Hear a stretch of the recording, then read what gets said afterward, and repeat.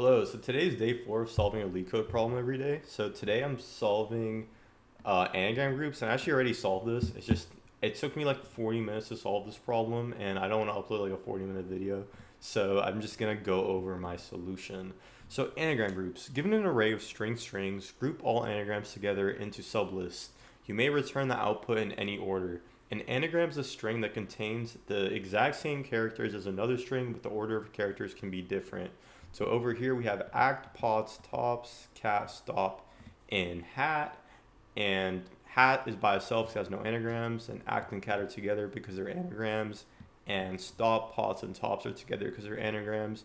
Here, X is grouped by itself because it has no anagrams, and the same thing for empty string. It's grouped by itself because there are no other strings on the list. So I'm going to just go over my solution real quick. So this solution was not efficient at all, but after the 40 minutes that I sat here like trying to solve this, I ended up looking at the solution, and I'll be going over that after this one. So basically what I did is I've already solved the other problem where you only have to compare if two strings are anagrams of each other. And the way I did that was I created two dictionaries that stored so you have two strings, string 1 and string 2. I created two dictionaries, dictionary 1 and dictionary 2, where each dictionary held its respective string character as keys. So for example, if you have act and cat, dictionary 1 would have ACT as keys and dictionary 2 would have CAT as keys. Then the corresponding values to each key was the number of times that character appeared in the string. So for act, the values would be 111 since each character appears once in the string, and for cat it would be the same thing, 111, since all the characters only appear once in each string. Then what I did next was compare these two dictionaries to each other, and if they were equal, that means these two strings are anagrams. So I used that same kind of thought process for this solution, just kind of, I guess, refactored it for this specific use case. So this is basically what I did. So I started out, let me delete this right here, but I started out by creating a new output array. And this would just be to store our output. And then what I did was I started looping through each of the strings in the strings list. And I started out with a base case where if this output array was empty, what I do is I would append a new string in here, or a new array in here, which includes just the very first string in the list. So this would basically account for like these cases where we only have one string given to us. In that case, we just want to return a new array with that specific string in it. So basically, since in these two cases the length is 1, we would start at 0, we'd append that string, and then we can just return the output. So we would return these. But let's have a more complicated case where strings is equal to act, pots,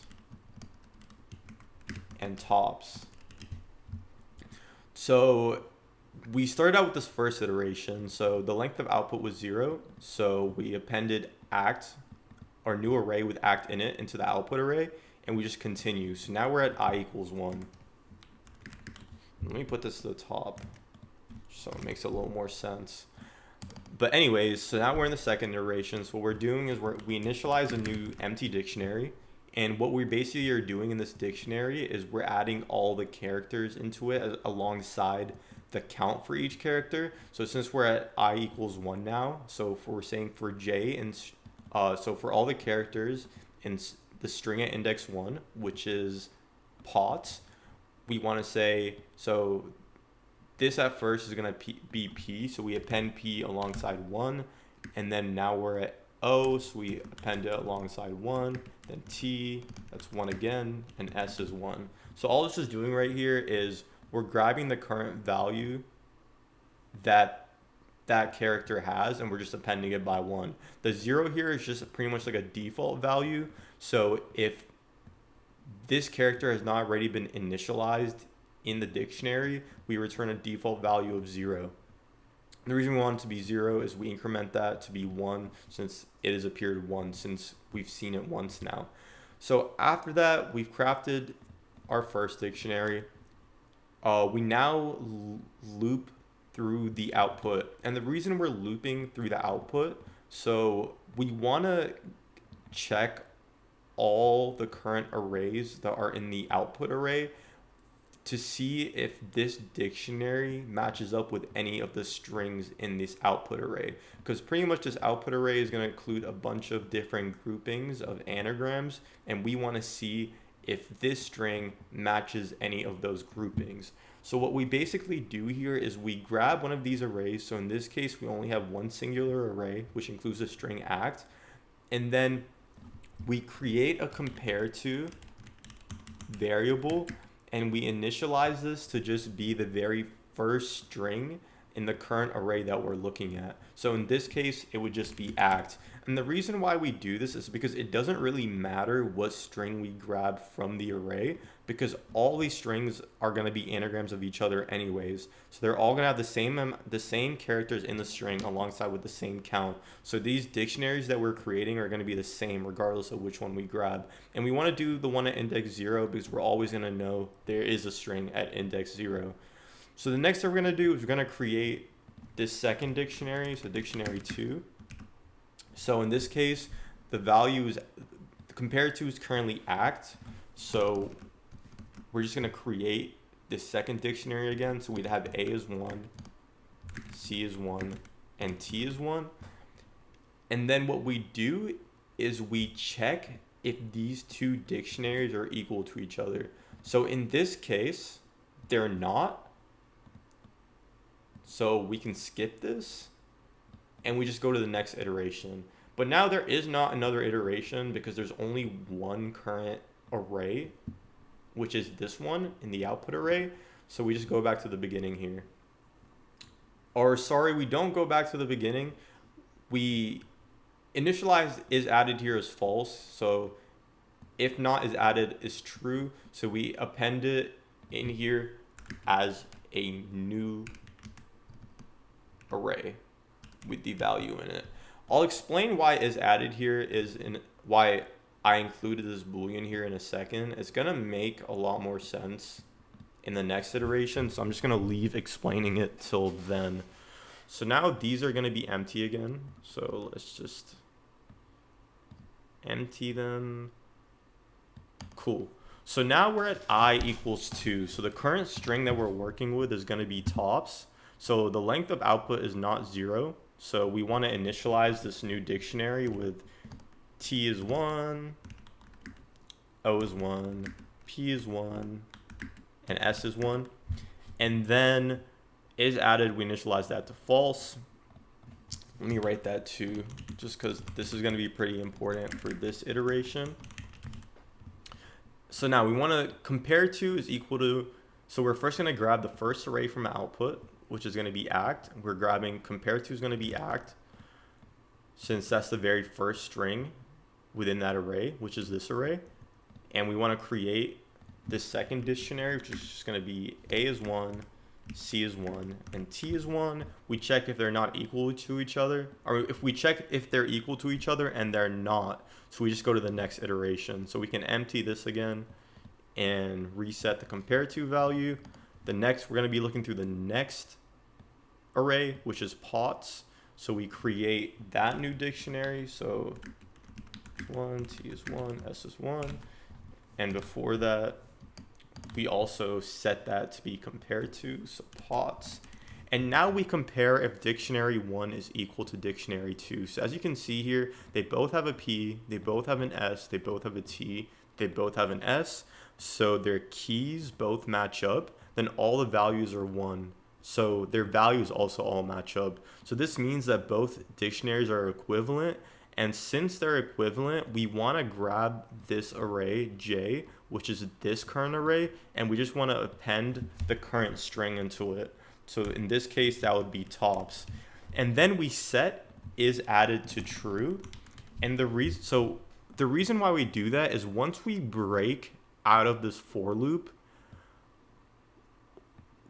we basically want to have is added be true, so we don't add another array into this output array. So basically what I mean by that, if this didn't exist here and we just had this outside of the for loop, then what would happen is we'd also create a new array here with the value just tops, but we don't want to do that because we already added it into this array. So that's the reason we have that boolean there, just to basically keep track of that.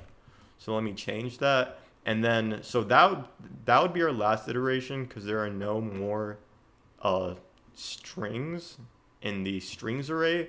So at that point, we would just return output, which would be this right here. So yeah, so this was I guess, brute force solution that I came up with. It is not really efficient at all. So over here, looping through all the strings is O of n. And then to loop through for, so here we're looping through all the characters at the current string we're looking at. So we're going to say this is O of m, where m is equal to the length of the string. And then we're going to say for j in output. So now here, this is, let's say, I guess, O of,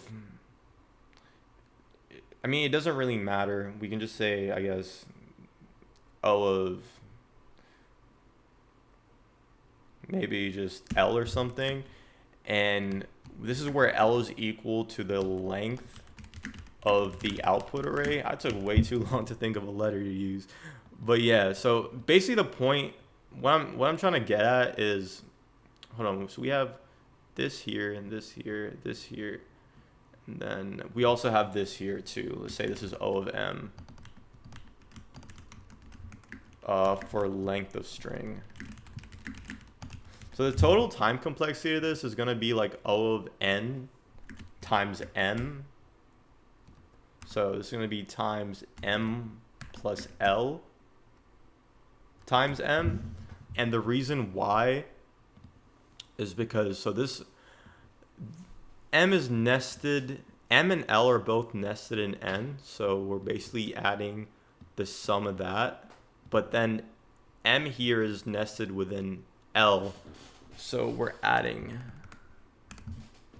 that in, which this pretty much is going to average out to, let's see, so L is equal to the length of the output array. Worst case scenario, this is going to be like quadratic time.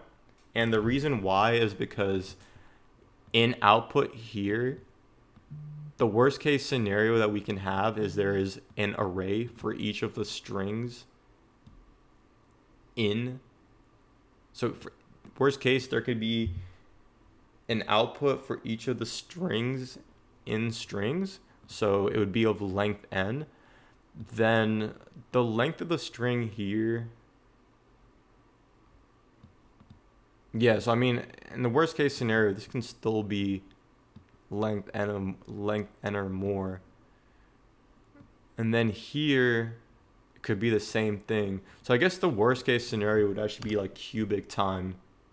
So yeah, basically the point I'm trying to get to is this solution isn't really effective at all. It's pretty slow. So let me actually go over another solution. All right, y'all. So I went ahead and went through the solution because I've been trying to solve this problem for like 40 minutes now, and I haven't been able to get to an optimal solution. But yeah, so I read through the solution. It actually has a pretty clever trick that I didn't know about. But yeah, let's go ahead and go through this. So first of all, we're going to start with initializing an empty dictionary. We can just call this answer. And we're going to initialize this as a default dictionary. So pretty much what this does right here is we're initializing a dictionary where every new key that we insert into the dictionary is already automatically going to have like an empty list. So for example, if we were to say like answer at character A or whatever, character A's value is already like, it's already going to be an empty list. So we can do things like this, where we're like appending something to that value, and we wouldn't be able to do that if what's it called, if they weren't initialized as an empty list, because we'd have to initialize the list first before we can do something like that. So it's gonna save us a lot of time. Then the next thing we're gonna do is we're gonna loop through all the strings in the list that we're given through. We're gonna loop through all the strings in the list that we're given. And then what we're gonna do next is create a count array. So this trick right here, what this pretty much does is we're creating an array with 26 zeros. And this is just gonna be a representation of pretty much the alphabet. So what I mean by that is, for example, index 0 represents A's, index 1 represents B's, index 2 represents C's, and then at each index, the number there represents the amount of characters that we've encountered in that specific string. Like for example, in act, when we reach the A, we want to add 1 to index 0. So index 0 will become 1, index 2 will become 1 for the C, and then for the T, index whatever will become 1 too. So to do that, we're going to say for characters in the string, we're going to use a cool little trick that you're going to see right now. So what we can do is turn these characters into their Unicode representation. So for example, A here is going to be, I think it's like 97 or something, and then the character, for example, if we're at A right now, it's going to be 97. So this would become 0. So now we're like working with the value at index 0. Or for example, with a B, I think B's representation is like a 98 and A is a 97. So that would return 1. But you get the point. What this pretty much does here is gives us the index of the character that we're currently working with. And then we're just going to increment that by 1. So next thing we're going to do is, it says return the values of the dictionary. But we're actually missing a step here. So the next thing we want to do is right here, we want to the answer dictionary, we want to append the count as a key and string as a value. So basically what I mean by that is in this dictionary right here, all the keys are just going to be a count array. And the reason why this is for example, let's say we had the word act. So I'm not going to write the whole thing, but it would look something like 1, then 0, then 1 for the C, then ... 1 for the T, and then like 0, 0 or whatever. When we create another array, so if we call this like count 1, for example, and we create another array, let's call this count 2, and let's say we're doing it for the word cat, it would be the exact same array. So it would be 1 for the A, then 0 B's, then 1 for the C, then 1 for the C, then ... 1 for the T, and then 0, 0, and like ... But anyways, what I'm pretty much trying to say is we'd end up with the same array. So what we can do is if we set these count arrays as the keys, we can pretty much find these in a constant time always. So we would do answer at count dot append s. So what we're doing here is to the key, which has this many characters, we're going to append the current string. And then at the very end, after the loop is over, just want to return the values. Cool. So let's try submitting this. On hashable type list. Answer. Oh, sorry. What I forgot to do is you actually have to make this a tuple.